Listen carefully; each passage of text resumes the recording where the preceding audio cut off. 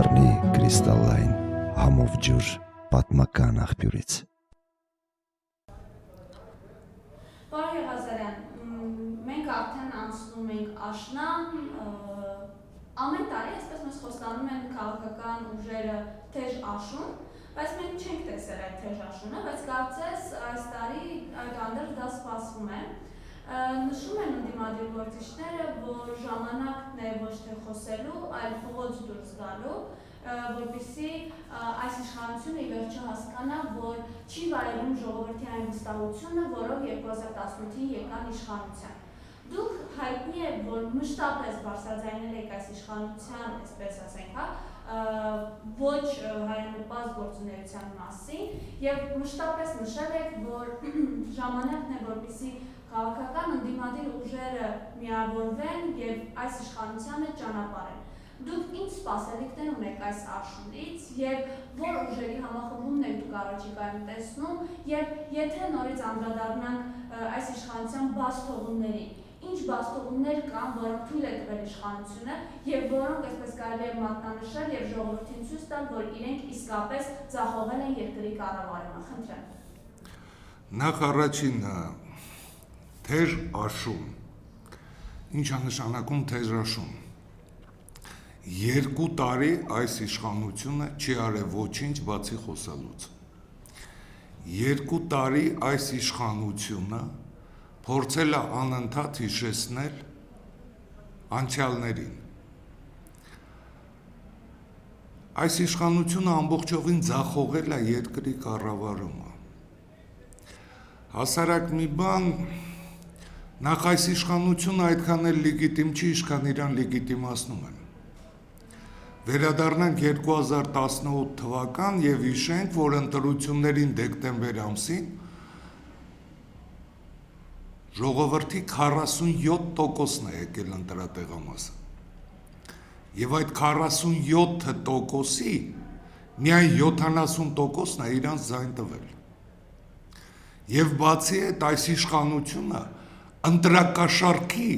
նորագույն ձև է մտցրել մեր իրականության մեջ 13 միլիարդ, դուք պատկերացնում եք, 13 միլիարդ բաց ընտրակաշառք։ Ինչի մասին է խոսքը, մի փոքր այսպես։ Այդ խոսքը գնում է նրա մասին, որ գոռում էին, որ այս կամերաները, որ դրված են, դրա փողը գնում է Սաշիկին,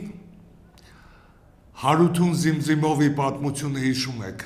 կամերաների փակելը։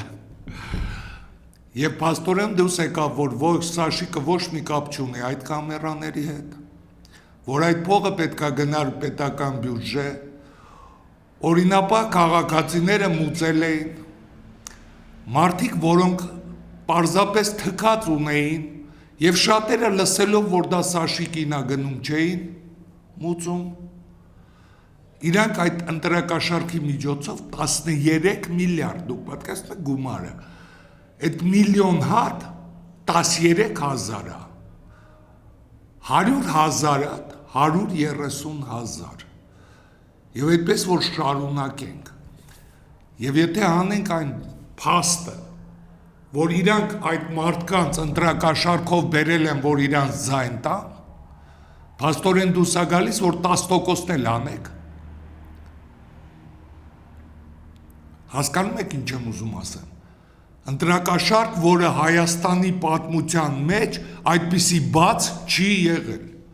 Որն է լեգիտիմ, որն է օրինական ընտրություններ, որն է իրանք պետքա դրա համար պատասխան տան, չէ։ Դե լավ, դա թողնենք, դա հետագայի հարց է։ Հիմա վերադառնանք աշնանը։ Ժողովուրդը ինքը պետքա հասկանա, որ ինքը գտնվում է անդունդի եզրին։ Հասկանում եք։ Ժողովուրդը պետք է հասկանա, որ Հայաստանը, հայ ժողովուրդը չունի ապագա։ Հայաստանը կործանվում է։ Այսօր պատկերացրեք, եթե հանկարծ սրանք սահմանները բացեն, ժողովուրդը այն աստիճանի հիասթափված է, որ 50%-ը գնալու է։ Փախնելու է այս երկրից։ Սրանք սպանել են, երեք են, որ կոչում է հավատ, հույս եւ սեր։ Սրանք սպանեցին ժողովրդի մեջ սերը։ Սրանք սպանեցին ժողովրդի մեջ հավատը։ Արդեն սպանելու վերջնական կետին են հասել հույսը։ Եվ այս պարագայում, որպեսզի երկիրը փրկվի, բոլոր քաղաքական ուժերը իրանց ամբիցիաները պետքա դնեն մի կողմ եւ դուրս գան երկիրը փրկելու։ Պետքա լինի ազգային օրակարգ, ազգային գաղափարախոսություն երկիրը փրկել այս ազգադավ իշխանությունից, այս Լևոնա-Նիկոլական ոհմակից Սուտինյոր Սորոսի կամակատարներից երկիրը պետքա փրկել։ Պետքա փրկել հայկական պետականությունը, սրանք ոչնչացնում են երկիրը, տնտեսական մահաբեր վիճակ, տնտեսության մեջ մահաբեր վիճակ, ժողովրդի անտանելի ծանր իրավիճակ,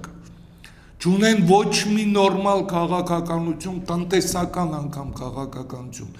չունեն դաժե արտաքին քաղաքականություն որևէ, բոլոր երկրների մեջ մենք դառել ենք իզգոյ։ Օրերս երկրորդ նախագահ Ռոբերտ Քոչարյանը թե տնտեսական, այսպես ասենք, ոլորտին եւ թե արտաքին քաղաքականության, ներքին քաղաքականության գործունեության հետ կապված այս իշխանության անդրադարձել է։ Վստահ եմ հետևել եք հարցազրույցներին թե ռուսական, այսպես հերթանկարության դրած թե հայկական կողմին։ Ինչ է առանձնացրել ձեզ համար այդ հարցազրույցը։ Ինձ համար նախ առաջինը ես շատ հպարտ եմ, որ ունեցել եմ այդպիսի նախագահ։ Իսկապես կարելի է հպարտանալ, շատ տալերանտ, ռուսական RBK-ին տված հարցազրույցում նա այնքան տոլերանտ, այնքան գեղեցիկ, այնքան տղամարդավարի պահեց իրեն, որ իսկապես, հասկանում եք, որ իսկապես կարելի է հպարտանալ։ Նա պետական գործիչ է, նա քաղաքական գործիչ չի, նա պետական գործիչ է, պետականություն կառուցող Ռոբերտ Քոչարյանը, նա ապացուցեց, որ ինքը պետականություն կառուցող գործիչ է։ Ռոբերտ Քոչարյանը ցույց տվեց այն բոլոր սխալները, թե իրանից առաջ ղեկավարողներին եւ թե հիմիկվա։ Ռոբերտ Քոչարյանի դա հասկանում եք, սրանք եթե մարդկային գոնե մի քիչ ուղեղ ունենային, կհասկանային ինչ է ասում այդ մարդը եւ կօգտվեին։ Ինչու չեն լսում։ Ասում են, որ այս իշխանությունը խնդիր ունի լսելու։ Դա կարծես կոմպլեքս է դարձել նախկին վարչապետ Խոսրով Հարությունյանն էր ասում։ Ես ձեզ մի բան կարող եմ ասել։ Դուք պատկերացեք մի մարդ, որը կյանքում եղել է ոչինչ։ Նա չի ունեցել ընկերություն, նա չի հասկացել ինչ է։ Մարդ, որը ունեցել է ծախողի, դավաճանողի, հասկանում եք, հոգեբանություն։ Այդ մարդուց սпасել ինչ որ մեկին լսել, մարդը, որ իրան մանիակալնի դրել է ես իմ ումտեղ։ Դա հոգեկան հիվանդություն է, չլսել, չընդունել։ Հասկանում եք։ Դա հոգեբանական ծանր վիճակ է սրանց։ Պետք է միած սրանց ստուգել, սրանք արդյոք ինչ որ գրագիտություն ունեն։ Սրանք ինչ որ բանից գաղափար ունեն։ Սրանք չեն կարա լսեն, որովհետև սրանք ատում են ուժեղներին, որովհետև սրանք ատում են այն մարդկանց, որոնք իրանց նման չեն։ Սրանք ատում են ատելություն, սրանք չունեն իրանց մեջ զգացմունք։ Ես մեկ կասկածում եմ, սրանք իրանց ընտանիքներին սիրում են։ Սրանք կան մեկը, որին սիրում են։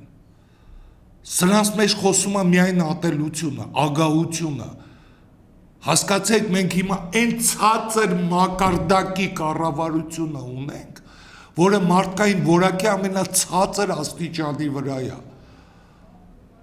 Հասկանում եք, սրանց պետք է ուղարկել քաղաքական կոյուղիով ու ոչնչացնել, որպեսզի սրանց նմանները երբեք էլ չգան իշխանության։ Սրանք կործանարար ուժեր են, սատանայական, որ կարելի է ասել, որ այդ ժողովրդի մեջ կարելի է ասել։ Քաղաքական ընդդիմադիր ուժերի միավորում առաջիկայում սպասում եք, թե ոչ, կձևավորվի արդյոք ձեր ասած ազգային օրակարգը եւ մենք ինչի, այսպես ասեմ, կհասնենք, հա։ Հասկանում եք, քաղաքական ուժերի միացություն, դա հասկանում եք, ազգային օրակարգ պետք է ձևակերպվի։ Եթե քաղաքական ուժեր սարսափելին է սպասվում, հավատացեք բառերիս, ավելի սարսափելին, քան եղել է 2000 թվականներին։ Քաղաքական ուժերը, Մարիամ ջան, պետքա լավ հասկանան, որ իրանք պետքա դուրս գան իրանց քաղաքական ուժեր լինելուց, համախմբվեն եւ համախմբեն ժողովրդին։ Քաղաքական ուժերը այսօր պետքա ունենան մեկ ազգային օրակարգ, պետականություն, պետականաշինություն եւ ժողովրդին անել այս ծանր վիճակից, այս ահռելի ծանր վիճակից, թե տնտեսական, թե արտաքին քաղաքական, թե սպասվող վտանգները, երկրին սպասվող վտանգները, հասկանում եք, ժողովուրդն էլ պետք է համախմբվի, բայց քաղաքական ուժերը այսօր պետք է հասկանան, որ չկա հանրապետական դաշնակ, ես իմ ընդ մեկը մյուսը կամ մի օրակարգ, Հայաստան պետություն, Հայաստան պետականություն, Քոչարյանը դա էր ասում, մարդ, որը չի խոսում քաղաքական ինչ-որ ամբիցիաներից, մարդը խոսում է հայկական պետականությունից, մարդը խոսում է ազգից, ազգի փրկությունից։ Համախմբում այդ անդրած անձերի, ուժերի, ուժի, անձի, թե գաղափարի շուրջ։ Գաղափարի ու պետականության, միայն դրա շուրջը, որովհետև սրանք չունեն ոչ գաղափարախոսություն, սրանք հակապետական են, դուք հասկանում եք, սրանք ազգադավ են, դուք պատկերացրեք ինչ է նշանակում ստեղծել Հայաստանի խորհրդարանում ապրիլյան հանձնաժողով, էդի ոնց որ Ադրբեջանի մինի մեջլիսում է ստեղծել,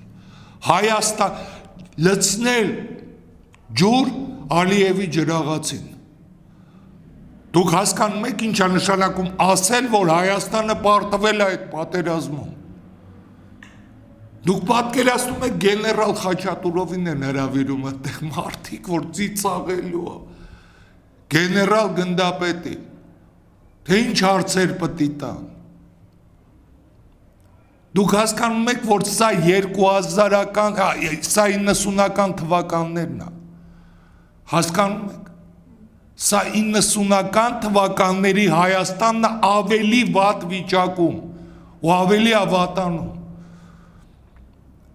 պատկերացրեք, փակում են իրանց արևին կազինոները, բացում են օնլայն կազինոներ, կոռուպցիայի նոր դվիճակ, երկիրը սարսափելի վիճակում է, այս ծանր տնտեսական վիճակում աշխատում է օնլայն կազինոներ, փչացնում են երեխեքին, այսօր չկա ու չպետք է լինի որևէ կուսակցական գաղափարախոսություն, պետք է լինի պետական գաղափարախոսություն։ Շնորհակալություն։